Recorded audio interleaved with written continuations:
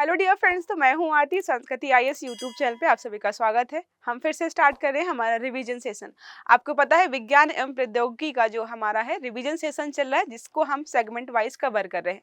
इसकी समय सीमा की बात करें, मतलब जो है कब से कब का हम साइंस कवर कर रहे हैं, तो जून 2024 से लेकर के दिसंबर 2024 के बीच में जितनी भी साइंस से संबंधित घटनाएं रही हैं उनको हम यहाँ पर वन बाय वन बहुत अच्छे से कवर कर रहे हैं।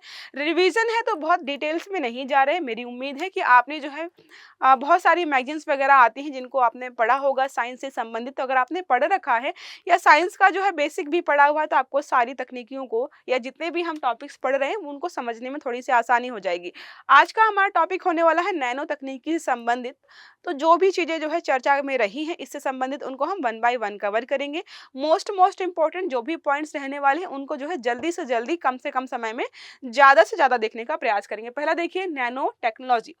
तो पहले हम देख लेते हैं कि नैनो तकनीकी क्या होती है। अगर नैनो तकनीकी को समझाऊं तो किसी भी पार्टिकल के या किसी भी चीज के हम टुकड़े करते हैं, जितने ज्यादा छोटे छोटे टुकड़े होते हैं वो उतने ही ज्यादा प्रभावी होते हैं। जैसे आपने देखा होगा प्याज जब हम काटते हैं तो प्याज आप 100 तरीके से काट लीजिए, 100 तरीके के प्याज यहाँ पर जो है अलग अलग प्रकार के टेस्ट देंगे, तो वैसे मतलब टेस्ट सबका अलग अलग होता है। तो वैसे ही कुछ यहाँ पर है, जितने पार्टिकल हम जो है नैनो बनाते जाते हैं, जितने छोटे छोटे पार्टिकल्स होते हैं वो उतने ही प्रभावी होते हैं। चाहे वो एग्रीकल्चर वाले फील्ड में हो, चाहे वो आपके स्वास्थ्य वाले फील्ड में हो, या फिर जो है वैज्ञानिक अनुसंधान में इन पार्टिकल्स का इस्तेमाल करें, वो उतने ही ज़्यादा अच्छे रिजल्ट्स लेकर के आते हैं। देखिए क्या लिखा है, नैनो टेक्नोलॉजी के तहत नैनो स्केल आमतौर पर जो है 1 से 100 नैनोमीटर आकार पर जो है सामग्री और उपकरणों के साथ यहाँ पर काम किया जाता है। नैनो स्केल पर जो बात करें तो सामग्री असामान्य गुण प्रदर्शित करती है। ये गुण जो है तो मतलब ये है कि अगर आपने कोई भी पदार्थ लिया है या कोई भी अणु लिया है, तो वो हो सकता है नॉर्मल आकार में वो किसी अन्य प्रकार का जो है प्रदर्शन करें, लेकिन जब उसको जो है नैनो पार्टिकल्स में आप तोड़ते हो फिर यूज करते हो तो उसके प्रभाव कुछ अलग ही प्रकार के होते हैं। मतलब वो ज्यादा ही बेनिफिट्स आपको दिखाई देते हैं उसके। अगर बात करें तो हमारे पास किस प्रकार के जो है नैनो पार्टिकल्स हैं, 3 प्रकार के हैं। पहला है जो प्राकृतिक रूप से अवेलेबल है, जैसे ज्वालामुखी राख जो है वो हमारे पास नैनो पार्टिकल्स होते हैं।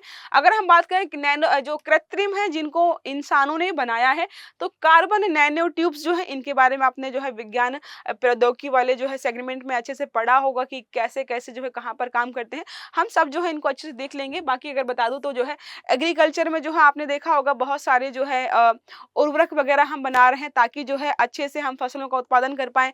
इसके अलावा जो है टारगेटेड ड्रग डिलीवरी में भी जो है इनका इस्तेमाल करते हैं हम।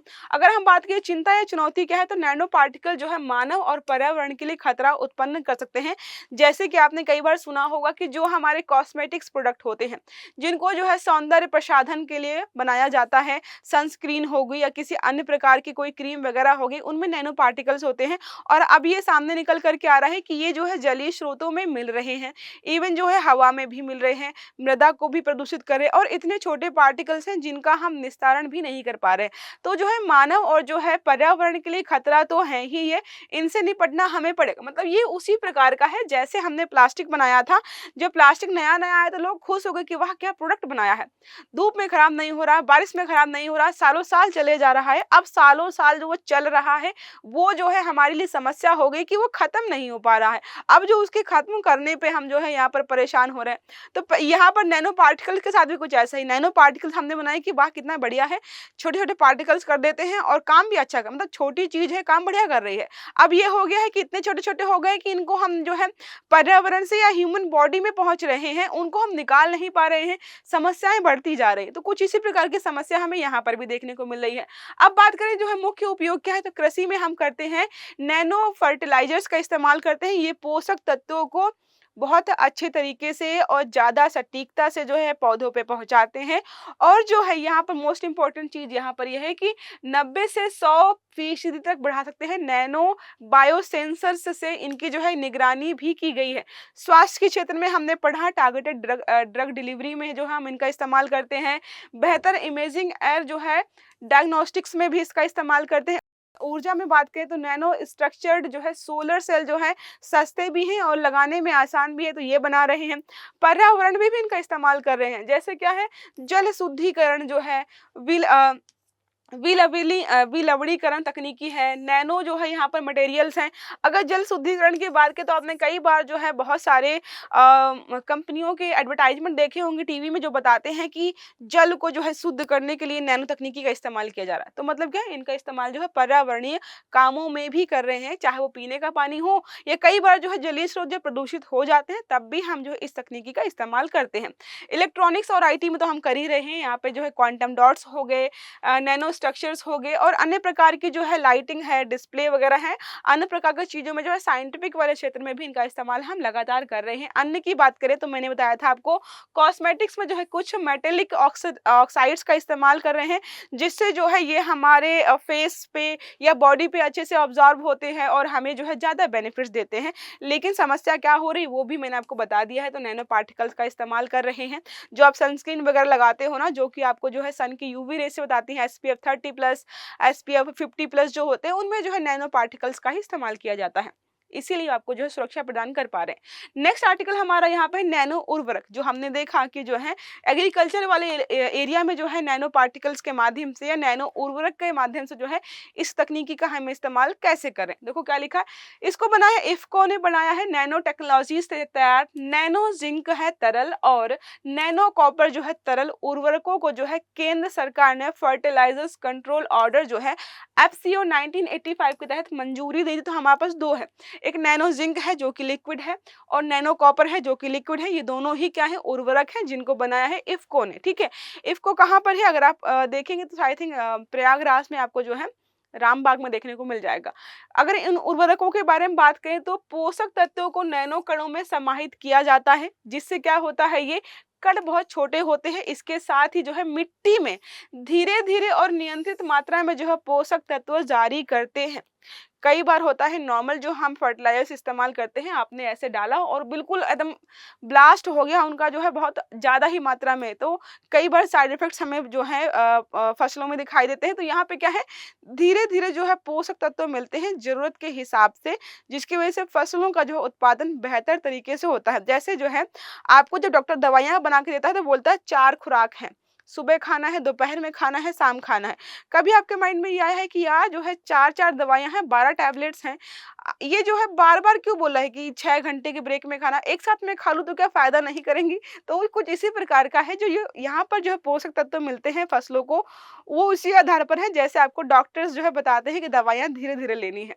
नैनो उर्वरक धीरे-धीरे और नियंत्रित मात्रा में जारी होते हैं, जिससे मिट्टी में उर्वरक जो है अपव्यय कम होता है, तो वेस्ट भी कम होता है और फायदे भी हमें ज़्यादा यहाँ पर होते हैं। नैनो उर्वरक जो है फसलों में जिंक और जो है कॉपर जैसे सूक्ष्म पोषक तत्वों की कमी को पूरा करता है, पौधों में जो एंजाइम कार्य प्रणाली को बेहतर बनाते हैं। इसके अलावा होता है इनकी वृद्धि अच्छे तरीके से हो पाती है।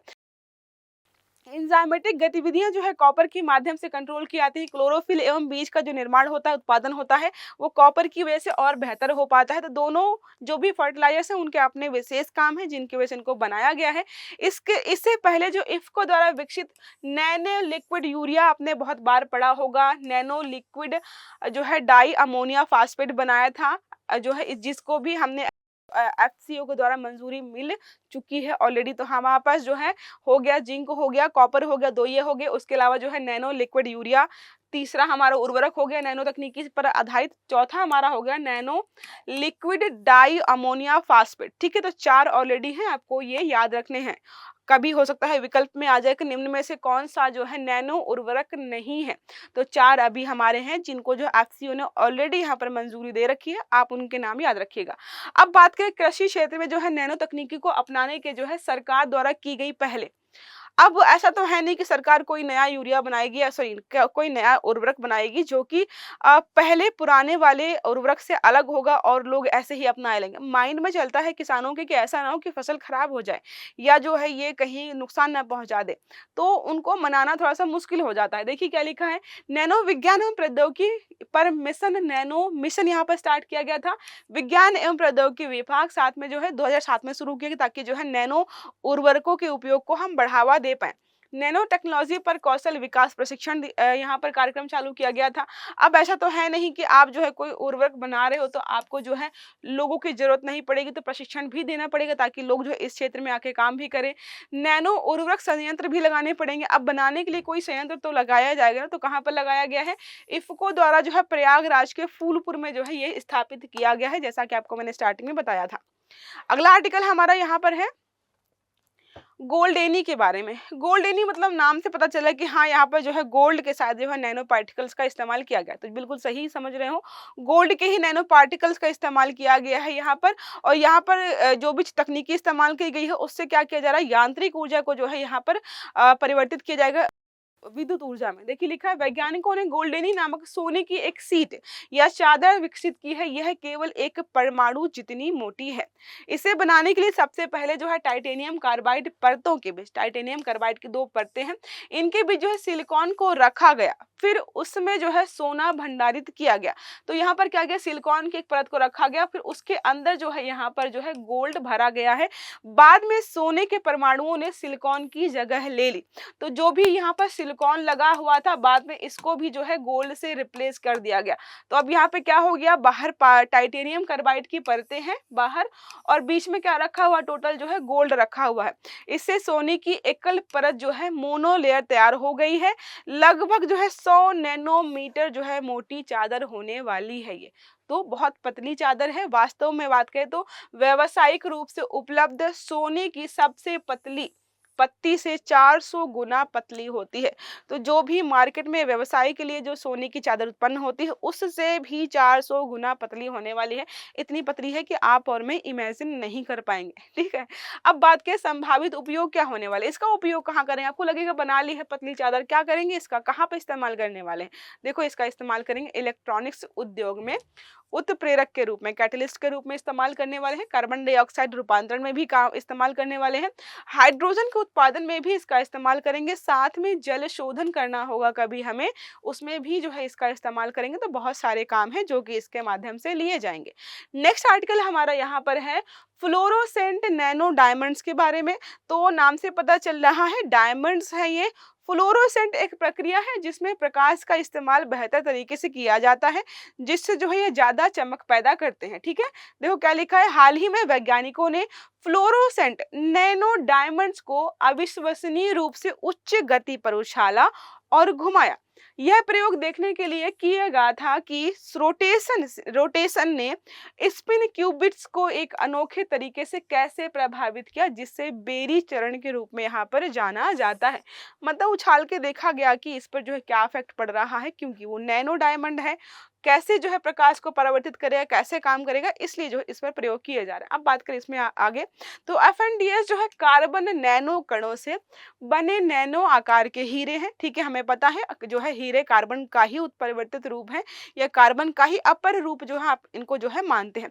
प्रतिदीप्ति मतलब क्या होता है, कोई चीज जो है किस चीज पे पड़ी उसको जो है रिफ्लेक्ट कर दिया। तो प्रतिदीप्ति कुछ सामग्रियों का ही गुण होता है जो उच्च आवृत्ति के प्रकाश से विकिरित या विकिरण होने पर कम आवृत्ति का प्रकाश उत्सर्जित करते हैं। मतलब जो है कुछ ही पदार्थ ऐसे होते हैं जिन पर जो है उच्च आवृत्ति का प्रकाश जब हम डालते हैं तो वो जो रिफ्लेक्ट करते हैं, वो उस प्रकाश की आवृत्ति जो है कम होती है, लेकिन जो है प्रकाश बहुत अच्छी खासी मात्रा में उत्पन्न होता है।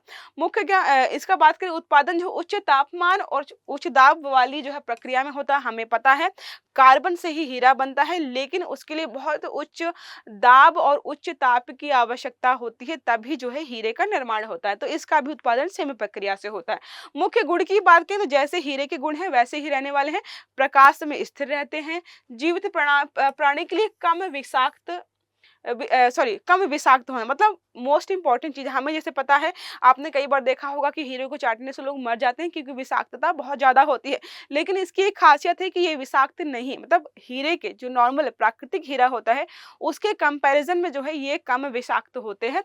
मुख्य उपयोग की बात करें कहाँ कहाँ पर इसका इस्तेमाल करने वाले हैं हम, तो उच्च रेजोल्यूशन इमेजेस में हम इस्तेमाल करने वाले हैं, सूक्ष्म पैमाने पर जो है तापमान संवेदन के लिए इस्तेमाल करने वाले हैं, जो है टेम्परेचर के प्रति संवेदनशील होंगी। जाहिर सी बात है, जब कोई चीज़ उच्च तापमान में बनाया गया है, अब कोई ऐसा व्यक्ति आपने इस्तेमाल किया है जिसको 100 कोड़े मारो तो कोई फ़र्क नहीं पड़ता। इसका मतलब 2-4 कोड़े से उसको कुछ नहीं होने वाला। इसी प्रकार से ये भी है कि बहुत उच्च तापमान को सहन कर सकता है, इसलिए यहाँ पर जो है थोड़ा बहुत अगर तापमान है तो वहाँ पर सहनशीलता के लिए इस पार्टिकल का या इस जो है नैनो जो है डायमंड का इस्तेमाल हम कर पाएंगे।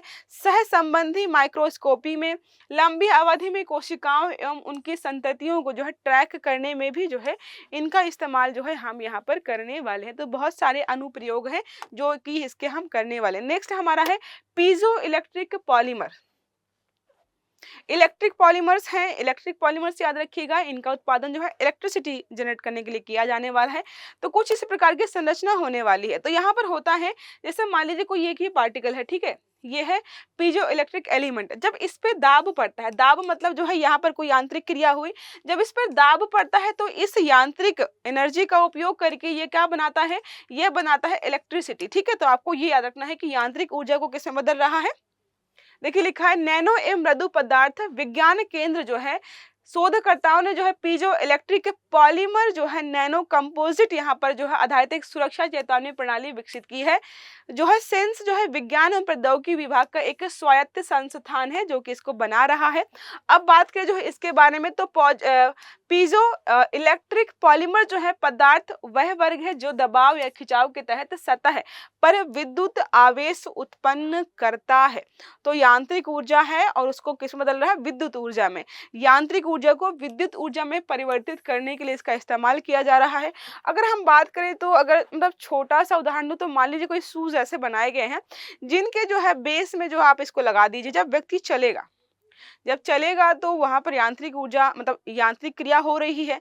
अब उस यांत्रिक क्रिया की वजह से वहां पर जो है विद्युत ऊर्जा का उत्पादन हो सकता है, तो हो सकता है लाइट जलने लग जाए, या फिर छोटे छोटे कार्यों के लिए जो है इसका इस्तेमाल हम कर सकते हैं। जैसा मैंने आपको पढ़ाया था कि बहुत छोटे छोटे जो मेडिकल इक्विपमेंट्स होते हैं जिनको चलाने के लिए इलेक्ट्रिसिटी की आवश्यकता होती है, वहां पर जो है इनका इस्तेमाल हम यहाँ पर कर पाएंगे। इनके लचीलेपन, हल्केपन, प्रक्रियात्मकता संबंधी गुणधर्म के कारण इनका व्यापक रूप से हम इस्तेमाल कर पाएंगे। सेंसर्स में इस्तेमाल कर सकते हैं, धारण करने योग्य उपकरण, जो भी आप उपकरण जो है धारण कर सकते हो अपनी बॉडी में जिसके लिए इलेक्ट्रिसिटी की आवश्यकता होती है, तो उनके इस्तेमाल में भी हम कर सकते हैं। चिकित्सा प्रत्यारोपण में मैंने आपको बताया कर सकते हैं, जहाँ पर बहुत बहुत कम मात्रा में विद्युत ऊर्जा की आवश्यकता होती है तो उनको सप्लाई करने के लिए भी हम जो है इनका इस्तेमाल कर पाएंगे। उपभोक्ता इलेक्ट्रॉनिक्स में भी जो है हम इनका इस्तेमाल यहाँ पर कर पाएंगे। तो मेरा छोटा सेगमेंट था जिसमें हमने जो है आई थिंक 4 से 5 या 6 टॉपिक्स पढ़े हैं जो कि सारे संबंधित थे हमारे नैनो तकनीकी से। तो ये सेगमेंट बहुत छोटा सा था लेकिन बहुत इंपॉर्टेंट टॉपिक्स थे जिनको मैंने कोशिश की बहुत अच्छे से समझाने का। तो आई होप ये आपके लिए हेल्पफुल रहा होगा। अगर वीडियो जो है आपको अच्छा लगा है तो वीडियो को लाइक करिएगा, चैनल को सब्सक्राइब करना मत भूलिएगा, बेल आइकन दबाइएगा ताकि जितने भी हमारे आर्टिकल्स हैं वो सारे आपको समय पर मिलते रहें। अच्छे से पढ़िएगा। Have a good day. Thank you.